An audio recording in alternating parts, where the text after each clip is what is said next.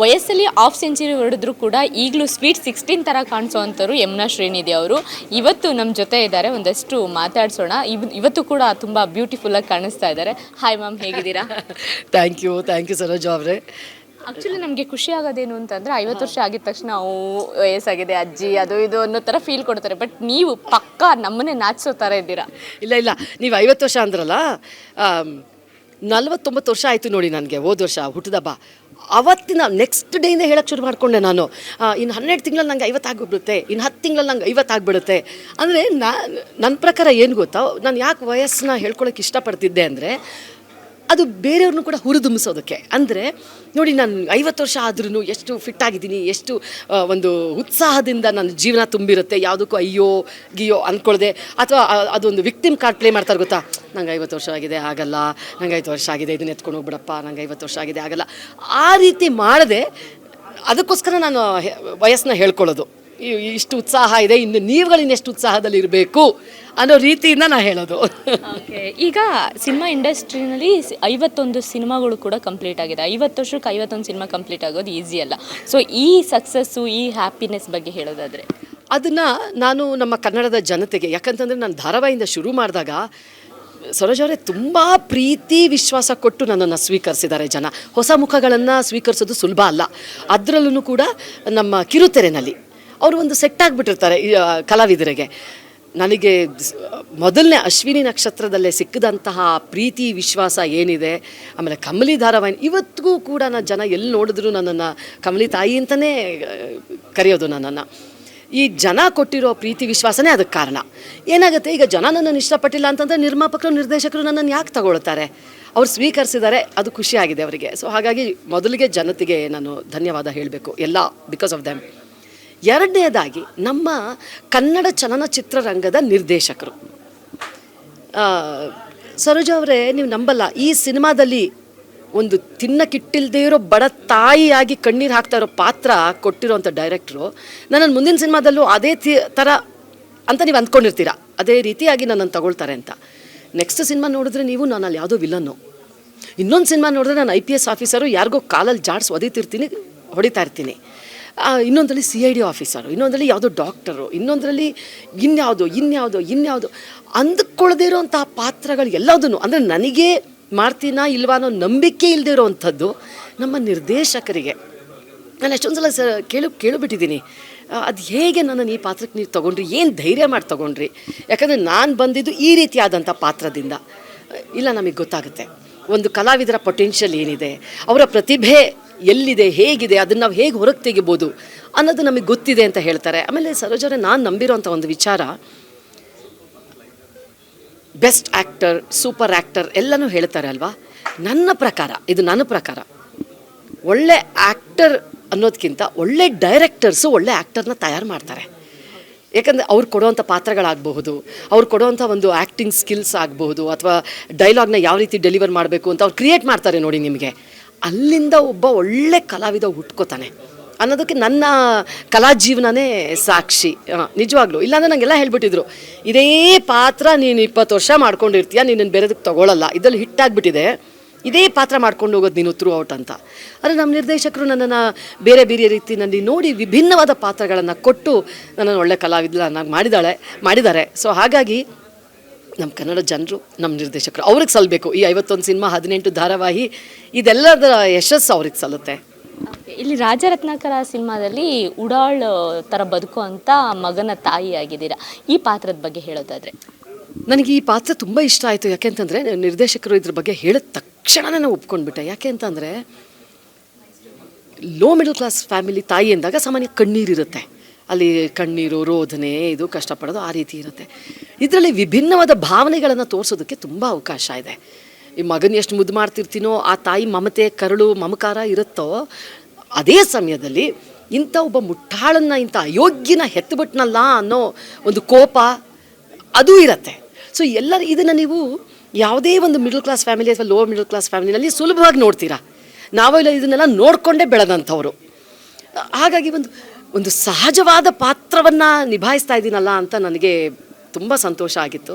ಹಾಗಾಗಿ ರಾಜರತ್ನಾಕರದಲ್ಲಿ ನನ್ನ ತಾಯಿ ಪಾತ್ರ ಭಾಳ ಸೊಗಸಾಗಿದೆ.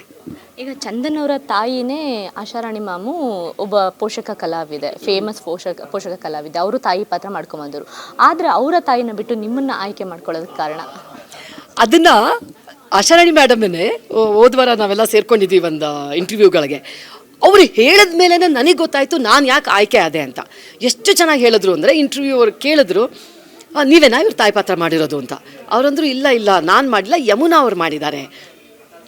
ನೋಡಿ ಅವರ ಅನುಭವ ಎಷ್ಟೇ ಆದರೂ ಹಳೆ ಕಲಾವಿದರು, ಅವ್ರಿಗೆ ಅಷ್ಟು ಥಿಯೇಟ್ರಿಂದ ಬಂದಿರೋರು.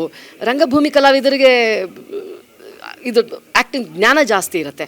ಅವ್ರು ಎಷ್ಟು ಸೊಗಸಾಗಿ ಹೇಳಿದ್ರು ಅಂದರೆ, ಅಲ್ಲ ರೀ, ಅದು ಲೋ ಮಿಡಲ್ ಕ್ಲಾಸು, ತಿನ್ನಕ್ಕೆ ಹಿಟ್ಟಿಲ್ಲದೆ ಇರೋಂತಹ ಒಂದು ಕುಟುಂಬ. ಅದರಲ್ಲಿ ನನ್ನನ್ನು ಹಾಕ್ಕೊಂಡ್ರೆ ತಾಯಿ ಥರ ನಾನು ದಷ್ಟಪುಷ್ಟವಾಗಿ ಚೆನ್ನಾಗಿ ಆರಾಮಾಗಿರೋ, ಯಾರಿಗೂ ನೋಡಿದಾಗ ಅಯ್ಯೋ ಪಾಪ ಅನಿಸಲ್ಲ. ಯಮುನಾ ಮೇಡಮ್ ಮೂಳೆ ಬಿಟ್ಕೊಂಡು ಸಣ್ಣಕ್ಕೆ ಒಣಗ್ಕೊಂಡು ಅವ್ರಿಗೆ ಈ ಪಾತ್ರ ಸೂಟ್ ಆಗುತ್ತೆ. ಸೊ ಹಾಗಾಗಿ ಈ ಪಾತ್ರ ಕೇಳಿದಾಗ ಎಲ್ಲರೂ ನಿರ್ದೇಶಕರಾಗ್ಬೋದು, ಪ್ರತಿಯೊಬ್ಬರು ಕೂಡ ಯಮುನಾ ಮೇಡಮೇ ಇದಕ್ಕೆ ಸೂಟಬಲ್ ಅಂತ ಡಿಸೈಡ್ ಮಾಡಿಬಿಟ್ಟಿದ್ರು.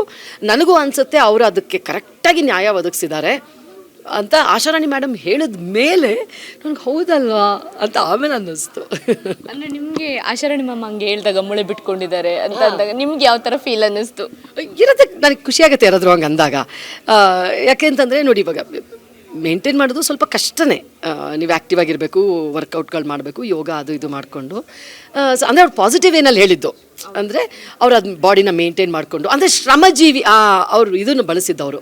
ಶ್ರಮಜೀವಿ ಅನ್ನೋದು ಕಾಣಿಸುತ್ತೆ ಅವರನ್ನು ನೋಡಿದಾಗ, ಶ್ರಮಜೀವಿ ಅನ್ನೋದು ಕಾಣಿಸುತ್ತೆ. ಹಾಗಾಗಿ ಆ ಪಾತ್ರಕ್ಕೆ ಈ ಕಡೆ ಮಗನೂ ನಿಭಾಯಿಸಬೇಕು, ಫ್ಯಾಮಿಲಿನೂ ನಿಭಾಯಿಸಬೇಕು, ಅವನ ನಾಲಾಯಕ್ಕು, ಸಾಲ ಶೂಲ, ಕೆಲಸಕ್ಕೆ ಹೋಗ್ಬೇಕು ಒಬ್ರು ಮನೆಗೆ ಅಂಥ ಪಾತ್ರ ಮಾಡುವಾಗ ಶ್ರಮಜೀವಿ ಅನ್ನೋದು ಕಾಣಿಸ್ಬೇಕು ಅಂದರೆ ನಿಮಗೆ ಸ್ವಲ್ಪ ಅದು ಇವ್ರು ಭಾಳ ಚೆನ್ನಾಗಿ ಸೂಟ್ ಆಗ್ತಾರೆ ಅಂತ ಅವ್ರ ಬಾಯಿಂದ ಕೇಳಿದ್ಮೇಲೆ ನನಗೆ ಈ ಕಾರಣಕ್ಕೆ ನಾನು ಆಯ್ಕೆ ಆಗಿರೋದು ಅಂತ ಗೊತ್ತಾಯಿತು. ನಿಮಗೂ ಮಗ ಇದ್ದಾರೆ, ಎಜುಕೇಷನ್ ಮಾಡೋದು ಅಂದರೆ ಜಾಬ್ ಮಾಡ್ತಿದ್ದಾರೆ, ಅಮೇರಿಕಾದಲ್ಲಿದ್ದಾರೆ. ಬಟ್ ಯಾವತ್ತಾದರೂ ಈ ಥರ ಉಡಾಳ್ ಅಂತ ಅನಿಸಿದ್ಯಾ ಮಗ? ಖಂಡಿತ ಅನಿಸಿದ್ದಾನೆ. ಅವನು 9ನೇ ಕ್ಲಾಸಲ್ಲಿರುವಾಗ 8, 9, 6, 7, 8, 9 ಟೈಮಲ್ಲಿ ಅವನು ಸಿಕ್ಕಾಪಟ್ಟೆ ಬರೀ ಯಾವಾಗ ನೋಡಿದ್ರು ಬ್ಯಾಸ್ಕೆಟ್ಬಾಲು, ಟೆನ್ನಿಸ್ಸು ಹೀಗೆ ಆಟ ಆಡ್ಕೊಂಡಿದ್ದವನು. ಓದೋದ್ರ ಕಡೆ ಅಷ್ಟು ಗಮನ ಕೊಡ್ತಾನೇ ಇರಲಿಲ್ಲ. ಒಂದು ಪಾಯಿಂಟಲ್ಲಂತೂ ಹೇಳೇಬಿಟ್ಟಿದ್ದ ಅವನು, ಓದೋದು ನಿಲ್ಲಿಸ್ಬಿಡ್ಲಾ, ನಾನು ಬ್ಯಾಸ್ಕೆಟ್ಬಾಲ್ ಮತ್ತು ಡ್ರಮ್ಸ್ ಮಾಡ್ಕೊಂಡಿರ್ಬೇಕು ಅಂದ್ಕೊಂಡಿದ್ದೀನಿ, ಓದೋದು ಬಿಟ್ಬಿಡ್ಲಾ ಅಂತ ಹೇಳ್ದ. ಸೊ ನಾ ಹೇಳಿದೆ, ಓದೋದು ಬಿಡು, ಅದ್ರಲ್ಲಿ ಚಿಂತೆ ಇಲ್ಲ. ಯಾಕಂದರೆ ಒಬ್ಬೊಬ್ಬರು ಮಕ್ಕಳು ಒಂದೊಂದು ಥರ ಇರ್ತಾರೆ. ಇವಾಗ ಸಚಿನ್ ತೆಂಡೂಲ್ಕರ್ ಅವರೂ ಸಹ ಏನು ಓದಲಿಲ್ಲ, 10ನೇ ಕ್ಲಾಸು ಫಸ್ಟ್ PUC ಏನೋ ಇರಬೇಕು. ನಾನು ಅವನಿಗೆ ಒಂದು ಮಾತು ಹೇಳಿದೆ, ನೋಡು ಮಗ, ನೀನು ಯಾವ ಕ್ಷೇತ್ರದಲ್ಲಿ ಆಸಕ್ತಿ ಇದೆಯೋ ಮಾಡು, ಆದರೆ ಎಲ್ಲನೂ ಬಿಟ್ಟು ಅದೊಂದು ಕ್ಷೇತ್ರ ನಾನು ಆಯ್ಕೆ ಮಾಡ್ಕೋತೀನಿ ಅನ್ನೋದಾದರೆ ನೀನು ಆ ಕ್ಷೇತ್ರದಲ್ಲಿ ಉನ್ನತಿನ ಸಾಧಿಸಬೇಕು. ಅದು ಯಾವುದಾದ್ರು ಕ್ಷೇತ್ರ ಆಗಿರಲಿ, ನಿನ್ನಿಷ್ಟ ಅದು, ಅದ್ರ ಬಗ್ಗೆ ನಾನು ಹೇಳಕ್ಕೆ ಹೋಗೋದೇ ಇಲ್ಲ. ಅವನು ಆಯಿತು ಅಂತ ಹೇಳಿದ್ದ. ಬಟ್ ಆಮೇಲೆ ಬಿಡಿ, ಅವನಿಗೆ ಜ್ಞಾನೋದಯ ಆಯಿತು, ಏನಾಯಿತೋ ಗೊತ್ತಿಲ್ಲ, ಅವನು ಎಲ್ಲದನ್ನು ನಿಭಾಯಿಸ್ಕೊಂಡು ಹೋದ, ಓದೋದ್ರಲ್ಲೂ ಮಾಡ್ದ. ಆದರೆ ಪ್ರತಿಯೊಂದು ಮನೆಯಲ್ಲೂ ಗಂಡು ಮಕ್ಕಳು ಈ ರೀತಿಯಾಗಿ ನಾವು ನೋಡೋದು ಸಹಜನೇ. ಒಂದಲ್ಲ ಒಂದು ಸಮಯದಲ್ಲಿ ಅಟ್ಲೀಸ್ಟ್ ಅದು ಬಂದು ಹೋಗಿರುತ್ತೆ. ನೀವು ಅಂದರೆ ಅಮೇರಿಕಾದಲ್ಲಿ ಇದು ಬಂದವರು, ಈಗ ನಟಿ ಅಂತ ಅಂದಮೇಲೆ ಬೇರೆ ಬೇರೆ ಭಾಷೆ ಸಿನಿಮಾಗಳನ್ನ ನೀವು ನೋಡಿರ್ತೀರ. ಕಮಲ್ ಹಾಸನ್ ಬಗ್ಗೆ ನಿಮಗೆ ವೈಯಕ್ತಿಕವಾಗಿ ಏನು ಅಭಿಪ್ರಾಯ ಇದೆ? ಏನು ಇತ್ತು ಮುಂಚೆ ನಿಜವಾಗ್ಲೂ ಬಹಳ ಗೌರವ ಇತ್ತು.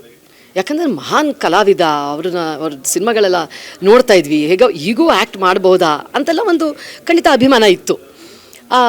ಆದರೆ ನೋಡಿ, ಯಾರೇ ಒಬ್ಬ ವ್ಯಕ್ತಿ ಆಗಲಿ ಒಬ್ಬರು ಭಾವನೆಗಳಿಗೆ ಧಕ್ಕೆ ಬರುವಂತಹ ಕೆಲಸಗಳನ್ನು, ಮಾತುಗಳನ್ನು ಆಡಬಾರ್ದು. ಇದನ್ನು ನಾವು ಮಗು ಇರುವಾಗಿಂದ ಹೇಳ್ಕೊಟ್ಕೊಂಡು ಬಂದಿರ್ತೀವಿ. ಒಬ್ರಿಗೆ ನೋವಾಗ ಅಂಥದ್ದು ಮಾತಾಡಬಾರ್ದು, ಒಬ್ರಿಗೆ ಭಾವನೆಗಳಿಗೆ ಧಕ್ಕೆ ಬರುವಂಥದ್ದನ್ನ ಮಾತಾಡಬಾರ್ದು. ಇದೆಲ್ಲ ಬೇಸಿಕ್, ಇದು ಒಬ್ರಿಗೊಬ್ರಿಗೆ ಹೇಳ್ಕೊಡುವಂಥದ್ದಲ್ಲ. ನಾನು ಇವರನ್ನು ಬುದ್ಧಿವಂತರು ಅಂತ ಅಂದ್ಕೊಂಡಿದ್ದೆ. ಈಗ ನಮ್ಮ ಡಾಕ್ಟರ್ ರಾಜ್ಕುಮಾರ್ ಮಾತಾಡೋದು ನೀವು ಹಳೇದು ಏನಾದರೂ ಕೇಳಿಸ್ಕೊಂಡ್ರೆ ಗೊತ್ತಾಗುತ್ತೆ. ತೂಕ ಇರಬೇಕು, ಮಾತಿನಲ್ಲಿ ತೂಕ ಇರಬೇಕು. ಅದು ನಮ್ಮ ಕನ್ನಡಿಗರ ಹುಟ್ಟುಗುಣ ಅದು. ಈಗ ನಾವು ಡಾಕ್ಟರ್ ರಾಜ್ಕುಮಾರ್ ಅವನ್ನೆಲ್ಲ ನೋಡ್ಕೊಂಡು ಬೆಳೆದವ್ರು ನಾವು. ಆನ್ ಸ್ಕ್ರೀನ್ ಅಷ್ಟೇ ಅಲ್ಲ, ಆಫ್ ಸ್ಕ್ರೀನಲ್ಲಿ ಅಣ್ಣವ್ರು ಮಾತಾಡೋದು ಕೇಳಿದ್ದೀರಾ? ಆ ಗೌರವ, ಆ ಒಂದಿದು, ಎಲ್ಲೊಂದು ಕಡ್ಡಿಗೆ ನೋವಾಗುತ್ತೋ ಅನ್ನೋ ರೀತಿಯಲ್ಲಿ ಮಾತಾಡ್ದಂಥವ್ರು ನಾವು. ಅಲ್ಲಿ ಆ ನೆಲಕ್ಕೆ ಸಂಬಂಧಪಟ್ಟಂಥವ್ರು ನಾವು. ಈಗ ಹೇಳಿದಾಗ ಮೊದಲು ಅನಿಸಿದ್ದು ನನಗೆ ಬೇಜಾರಾಗಿದ್ದು, ಒಬ್ಬ ವಯಸ್ಸಾಗಿರೋ ಜ್ಞಾನ ಇರೋವಂತಹ ವ್ಯಕ್ತಿ ಬಾಯಿಂದ ಈ ರೀತಿ ಬರ್ಬೋದಾ? ನೀವು ನೋಡಿ, ಈಗ ಕನ್ನಡ, ತಮಿಳು, ತೆಲುಗು ಅಂತಲ್ಲ, ಪ್ರಪಂಚದ ಯಾವುದೇ ಮೂಲೆಯ ಯಾವುದೇ ಭಾಷೆ ಜನರು ಪೂಜೆ ಮಾಡೋಂಥ ದೇವರಾಗ್ಬೋದು, ಅವರ ಭಾಷೆ ಆಗ್ಬೋದು, ಅವ್ರ ನೆಲ ಆಗ್ಬೋದು, ಅವ್ರ ತಾಯಿ, ಇದನ್ನು ನೀವು ಕೆಣಕಿದಾಗ ಅವ್ರಿಗೆ ನೋವು ಆಗೇ ಆಗತ್ತೆ, ರೋಷ ಬರುತ್ತೆ. ಸೊ ಇದು ಒಳ್ಳೆ ಕೆಲಸಗಳಲ್ಲ ಅವರು ಮಾಡ್ತಾ ಇರೋವಂಥದ್ದು. ಅಲ್ಲಿಂದ ನನಗೆ ಒಂದು ಇಷ್ಟು ವರ್ಷ ಏನು ಒಂದು ಇತ್ತಲ್ವ, ಡಮಾರ್ ಅಂತ ಬಿದ್ದು ಹೋಯ್ತದು. ಸೊ ಹಾಗಾಗಿ ಅವರು ಸ್ವಲ್ಪ ಹುಷಾರಾಗಿರಬೇಕಾಗಿತ್ತು. ಅದು ತುಂಬ ಬೇಜಾರಾಯಿತು ನನಗೆ. ಈಗ ಅವ್ರ ಸಿನಿಮಾ ರಿಲೀಸ್ ಆಗಬೇಕು ಅಂತ ಸುಪ್ರೀಂ ಕೋರ್ಟ್ ಲೆವೆಲ್ವರೆಗೂ ಹೋಗಿದ್ದಾರೆ. ಸೊ ಅಂದರೆ ನಮ್ಮ ನಮ್ಮ ಕರ್ನಾಟಕ, ನಮ್ಮ ಬೆಂಗಳೂರು ಎಷ್ಟು ಇಂಪಾರ್ಟೆಂಟ್ ಅನ್ನೋದು ಅವ್ರಿಗೆ ಗೊತ್ತು. ಸೊ ಅದು ಬೇಸಿಕ್ ಇದ್ದಾಗ ಒಂದು ಕ್ಷಮೆ ಕೇಳ್ಬಿಡ್ಬಹುದಿತ್ತೇನು? ಅದು ನೋಡಿ ಅವ್ರ ಗುಣನ ತೋರಿಸುತ್ತೆ. ಆ ವ್ಯಕ್ತಿ ಯಾರು ಅನ್ನೋದನ್ನು ನೋಡಿ. ಆ್ಯಕ್ಷನ್ ಅವ್ರು ಸಾಮಾನ್ಯ ಏನು ಹೇಳ್ತಾರೆ, action speaks louder than words ಅಂತ. ನಿಮ್ಮ ಪದಗಳಿಗಿಂತ ನೀವು ಮಾಡುವಂಥ ಕಾರ್ಯಗಳು ನಿಮ್ಮ ಬಗ್ಗೆ ವ್ಯಕ್ತಿತ್ವನ ತಿಳಿಸುತ್ತೆ. ಇದು ಅದೇ ಅವ್ರು ಕ್ಷಮೆ ಕೇಳ್ತಾ ಇಲ್ವ, ಅದು ಅವ್ರ ಬಗ್ಗೆ ಮಾತಾಡುತ್ತೆ. ಸೊ ಹಾಗಾಗಿ ಇನ್ನೊಂದು ಏನು ಅನಿಸುತ್ತೆ ನನಗೆ ಇದು ಎಂಟೈರ್ ವಿಚಾರದಲ್ಲಿ, ಅವ್ರು ಇದನ್ನು ಅವರು ಸಿನಿಮಾ ಪ್ರಮೋಷನ್ ಗಿಮಿಕ್ಸಿಗೇನೇ ಮಾಡಿರ್ಬೋದು. ಯಾಕಂದರೆ ಇದೆಲ್ಲ ಸ್ವಲ್ಪ ಕನ್ನಡದವ್ರು ಬಿಟ್ಟರೆ ಬಾಕಿ ಎಲ್ಲರೂ ಇದೇ ಥರ ಏನೋ ಆ ಸಮಯಕ್ಕೊಂದು ಏನೋ ಇಟ್ಕೊಂಡು ಬಿಡ್ತಾರೆ ಕಾಂಟ್ರವರ್ಸಿನ. ಆ ಮೂಲಕನಾದರೂ ನಮ್ಮ ಸಿನಿಮಾ ಕಿವಿ ಒಳಗೆ ಹೋಗ್ಲಿ ಅಂತ. ಇಲ್ಲ ಅಂತಂದರೆ ಖಂಡಿತವಾಗಿ ಆ ಸಿನಿಮಾ ನಮಗೆ ಏನು ಅಂತಲೂ ನಮಗೆ ಗೊತ್ತಾಗ್ತಿರಲಿಲ್ಲ. ಇಲ್ಲ, ಸಿನಿಮಾನೇ ಚೆನ್ನಾಗಿಲ್ವಂತಲ್ಲ. ಅಲ್ಲಿ ನೋಡ್ಕೊಂಡು ಬಂದಿರೋ ಪಾಪ ಹೆಣ್ಮಕ್ಳೇ ಹೇಳಿದ್ರಲ್ಲ, ಕನ್ನಡಿಗರು ಅದೇನು ಅದೃಷ್ಟ ಮಾಡಿದ್ರೋ ಇದನ್ನು ನೋಡೋ ಅಂಥ ನಿಮಗೆ ಸಿಕ್ಕಿಲ್ಲ ಟಾರ್ಚರು ಅಂತ. ಸೊ ಹಾಗಾಗಿ ಅದು ಗಿಮಿಕ್ಸು ಇರಬಹುದು. ಈ ಮೂಲಕನಾದರೂ ಈ ಸಿನಿಮಾ ಕಿವಿ ಒಳಗೆ ಹೋಗಲಿ ಅನ್ನೋ ಗಿಮಿಕ್ಸು ಇದ್ದಿರಬಹುದು. ನಾವು ಸುಮ್ಮನೆ ಅದ್ರ ಬಗ್ಗೆ ಮಾತಾಡಿ ಪ್ರಚಾರ ಕೊಡಬಾರ್ದು ಅವರಿಗೆ. ಇವಾಗ ನನಗೆ ಮಾತಾಡೋಕ್ಕೂ ಅವ್ರ ಬಗ್ಗೆ ಬೇಜಾರಾಗುತ್ತೆ. ಯಾಕೆ ಅಂತಂದರೆ ನಾವ್ಯಾಕೆ ಪ್ರಚಾರ ಕೊಡಬೇಕು ಅವ್ರಿಗೆ? ಈಗ ನಾವು ಮಾತಾಡೋಕ್ಕೆ ನಮ್ಮ ಸಿನಿಮಾಗಳಿದೆ, ಕನ್ನಡದ ಸಿನಿಮಾಗಳು ಇನ್ನೂ ಬೇಕಾದಷ್ಟಿದೆ ಮಾತಾಡೋಕ್ಕೆ. ಅಂಥದ್ರಲ್ಲಿ ಅವ್ರಿಗೆ ಯಾಕೆ ಪ್ರಚಾರ ಕೊಡೋಣ? ಈಗ ಸುಪ್ರೀಂ ಕೋರ್ಟ್ ಹೇಳಾದ್ಮೇಲೆ ನ್ಯಾಯಾಲಯ ಬಹಳ ಇಂಪಾರ್ಟೆಂಟು, ರಾಜ್ಯ ಸರ್ಕಾರ ಫಾಲೋ ಮಾಡಲೇಬೇಕು. ಸೊ ಹಾಗಾಗಿ ಸುಪ್ರೀಂ ಕೋರ್ಟ್ ಹೇಳ್ತು ಅಂತ ರಾಜ್ಯ ಸರ್ಕಾರ ಓಕೆ ನಾವು ಗ್ರೀನ್ ಸಿಗ್ನಲ್ ಕೊಟ್ಟಿದೆ, ಇಲ್ಲಿ ರಿಲೀಸ್ ಮಾಡೋದಕ್ಕೆ ನಾವು ಭದ್ರತೆ ಕೊಡ್ತೀವಿ ಅಂತ. ಬಟ್ ಆ ಸಿನಿಮಾ ನೋಡೋದಕ್ಕೆ ಕನ್ನಡಿಗರಿಗೆ ಏನು ಹೇಳ್ತೀರಾ? ಈಗಲೇ ಹೇಳಿಬಿಡ್ತೀನಿ ಮೇಡಮ್, ನಾನು ಇನ್ನು ಭವಿಷ್ಯವಾಣಿ ಏನೂ ಹೇಳಲ್ಲ. ಆದರೆ ಇವಾಗ ಭವಿಷ್ಯ ನುಡಿತೀನಿ. ಪಾಪ ಪ್ರೊಡ್ಯೂಸರ್ ಯಾರಿದ್ರೋ ಅಲ್ಲೇ ರಿಲೀಸ್ ಮಾಡಿ ಅಷ್ಟು ಕಳ್ಕೊಂಡಿದ್ದಾರೆ. ಪಾಪ ಇಲ್ಲೂ ರಿಲೀಸ್ ಮಾಡಿ ಇನ್ನಷ್ಟು ಕಳ್ಕೊತಾರೆ. ಪಾಪ ಅನ್ನೋ ಪದನ ಉಪಯೋಗಿಸ್ತೀನಿ ನಾನು. ನಿಜವಾಗ್ಲೂ ತಪ್ಪು ಮಾಡ್ತಾ ಇದ್ದಾರೆ ಅಂತ ಅನಿಸುತ್ತೆ. ಇಲ್ಲಿ ಯಾರೂ ನೋಡಲ್ಲ, ನೋಡ್ತಾ ಇರಿ. 5 ಜನ ಹೋಗಲ್ಲ, ಯಾರೂ ಹೋಗಲ್ಲ, ಯಾರೂ ನೋಡಲ್ಲ. ಪ್ರೊಡ್ಯೂಸರ್ ಒಬ್ರಿಗೆ ಲಾಸ್ ಆಗುತ್ತೆ ಪಾಪ, ಅಷ್ಟೇ. ಈಗ ದರ್ಶನ್ ಸರ್ ವಿಚಾರಕ್ಕೆ ಬರೋದಾದರೆ, ಇವಾಗ ಡಿವೆಲ್ ಸಿನಿಮಾ ರಿಲೀಸ್ ಆಗ್ತಿದೆ. ಅವಾಗ ಅಂಬರೀಷ್ ಸರ್ದು ಕುತ್ತೆ ಕನ್ವರ್ಲಾಲ್ ವೇಷ ಅದನ್ನು ನೋಡಿದ್ರಾ, ಹೇಗೆ ಅನ್ನಿಸ್ತು? ನೋಡಿದೆ, ತುಂಬ ಖುಷಿ ಆಯಿತು. ಆದರೆ ಸಿನಿಮಾ ರಿಲೀಸಿಗೆ ತುದಿಗಾಲಲ್ಲಿ ನಿಂತ್ಕೊಂಡು ಕಾಯ್ತಾ ಇದ್ದೀನಿ. ಯಾಕಂದರೆ ಕಾಟೇರಾಗಿ ಬಹಳ ದಿನ ಆಯಿತು, ಗ್ಯಾಪ್ ಬಂದಿದೆ. ಹಾಗಾಗಿ ದರ್ಶನ್ ಸರ್ನ ಮತ್ತೆ ಬಿಗ್ ಸ್ಕ್ರೀನಲ್ಲಿ ನೋಡೋದಕ್ಕೆ, ಅವರ ಪವರ್ಫುಲ್ ಒಂದು ಪರ್ಫಾರ್ಮೆನ್ಸ್ ನೋಡೋದಕ್ಕೆ, ಆಮೇಲೆ ಪ್ರಕಾಶ್ ಸರ್ ಡೈರೆಕ್ಷನ್ನು, ಅವರಿಬ್ಬರದು ಕಾಂಬಿನೇಷನ್ ಸೂಪರಾಗಿ ವರ್ಕೌಟ್ ಆಗುತ್ತೆ. ಹಾಗಾಗಿ ಕಾಯ್ತಾ ಇದ್ದೀನಿ. ಅಂದರೆ ಮೊದಲು ನಮಗೆ ಈಗ ಟೀಸರ್ ಬಿಟ್ಟಾಗ ಅಥವಾ ಈಗ ರೀಸೆಂಟಾಗಿ ಒಂದು ಟೀಸರ್ ಬಿಟ್ಟಾಗ ಅವ್ರ ವೇಷಭೂಷಣನೇ ಬೇರೆ. ಬಟ್ ಮೊನ್ನೆ ಪೋಸ್ಟರ್ ಬಿಟ್ಟಾಗ ಎಲ್ರಿಗೂ ಕುತೂಹಲ ಜಾಸ್ತಿ ಆಗಿತ್ತು, ಕನ್ವರ್ಲಾಲ್ ಲುಕ್ಕಲ್ಲಿ ಬಂದಿದ್ದಾರೆ ಅಂತ. ಹೌದು, ಇಲ್ಲಿ ಎಂಟೈರ್ ನಮ್ಮ ಡೆವಿಲ್ ಸಿನಿಮಾನೇ ಏನಿದೆ ಅಲ್ವಾ, ಇದು ಒಂದು ಏನು ಹೇಳ್ತಾರೆ, ಒಂದು ಫೈರ್ ಕ್ರಿಯೇಟ್ ಮಾಡಿಬಿಟ್ಟಿದೆ ಆಲ್ರೆಡಿ. ಹಾಗಾಗಿ ಆ ಲುಕ್ ನೋಡಿದಾಗಂತೂ ಇನ್ನು ಕಾಯಕ್ಕಾಗಲ್ಲಪ್ಪ, ಬೇಗ ರಿಲೀಸ್ ಮಾಡಿ ಅನ್ನೋ ಥರದ್ದು ಒಂದು ಭಾವನೆ ನಮಗೆಲ್ಲ. ತುಂಬ ಕಾಯ್ತಾ ಇದ್ದೀವಿ. ಎಷ್ಟಾದರೂ ನಮ್ಮ ಕನ್ನಡದ ಸಿನಿಮಾ ಅಲ್ವಾ, ಸೊ ಗೆಲ್ಲಿಸಲೇಬೇಕು. Yes, thank you so much ma'am. ಇದಿಷ್ಟು ಯಮುನಾ ಶ್ರೀನಿಧಿ ಅವರ ಮಾತಾಗಿತ್ತು. ಕ್ಯಾಮ್ರಾ ಪರ್ಸನ್ ಕೆಂಪೇಗೌಡ ಜೊತೆ ಸರೋಜಾ, ಈ ಸಂಜೆ ನ್ಯೂಸ್, ಬೆಂಗಳೂರು.